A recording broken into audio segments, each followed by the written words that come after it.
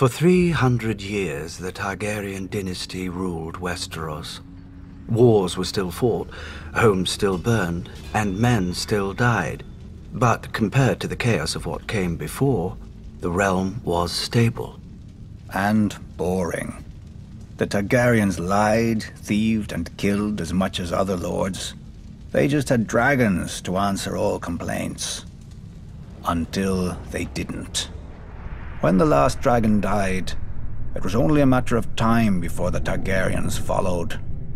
By only, you mean another century? Which they wasted trying to replace their lost advantage. Incinerating their own palaces to hatch dragon eggs, drinking wildfire to become dragons, and let's not forget the Mad King's favorite, burning men alive so he could pretend to be a dragon. We urged Aerys to pardon Brandon Stark. The boy had threatened Prince Rhaegar, but Rhaegar had stolen the boy's sister. And the boy was the eldest son of our Warden of the North. Who's the greater fool, a Mad King or the man who reasons with him? Aerys saw knives in every shadow. When you told him to treat the Starks with caution, you made him afraid. And what he feared, he killed. I wouldn't have thought you, of all people, would bother with recriminations for Brandon's death, Lord Baelish. Not after your, shall we call it, duel with him? Brandon was as arrogant as he was stupid. Like his father, Lord Stark, who answered Aerys' summon to the capital. They earned their fates. But the younger son, Ned, what was his crime that Aerys ordered his death as well? Unlike men, families don't die when you lop off their head. At the very least, you should have pointed out that loyal and dutiful Ned was living with Jon Arryn, a proud and over-righteous lord with an impregnable castle and no sons of his own. Perhaps you could have spared Aerys the embarrassment of revolt. If only we'd had the foresight to consult you, Lord Baelish, but I suppose first we'd have had to know who you were. Nobody knew Robert Baratheon either, yet he claimed the right to sit on the Iron Throne. He had Targaryen blood, through his mother. A pretty dress for an ugly truth. It was war, and he could swing a hammer harder than the other options. When did you know you'd lost, Lord Varys? When Robert Baratheon killed Prince Rhaegar on the Trident. Wrong. You lost the war when you let Ned Stark slip back into the north. Neither the bloody Gate of the Vale or Moat Cailin in the north have ever fallen. They could have held out for years, even if you'd killed Robert.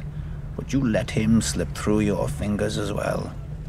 I told the court that Robert was hiding in the Stony Sept, but the hand of the king wasted too much time searching the city.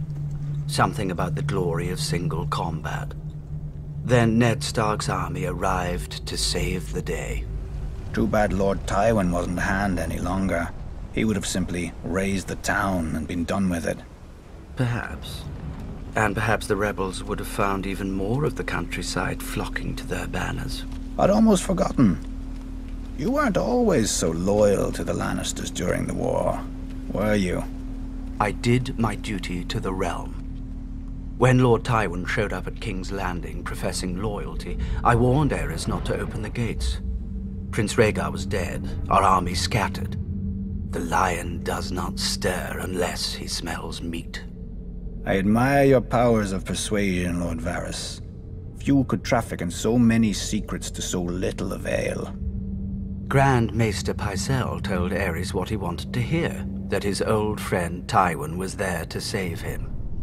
Then Aerys' old friend sacked the city, and his son stabbed Aerys in the back. A regrettable, though necessary action. As were the pardons the new King Robert bestowed on the Royalists. Mace Tyrell, Barristan Selmy, you. King Robert wisely chose order over vengeance. Jon Arryn wisely chose for Robert, but Jon Arryn died. Then Robert, then Ned. So ended their glorious revolution. And Westeros has been burning ever since. Let it. How Targaryen of you. One of the mad ones. Fire turns even the proudest oaks to ash, leaving newer roots, space to climb.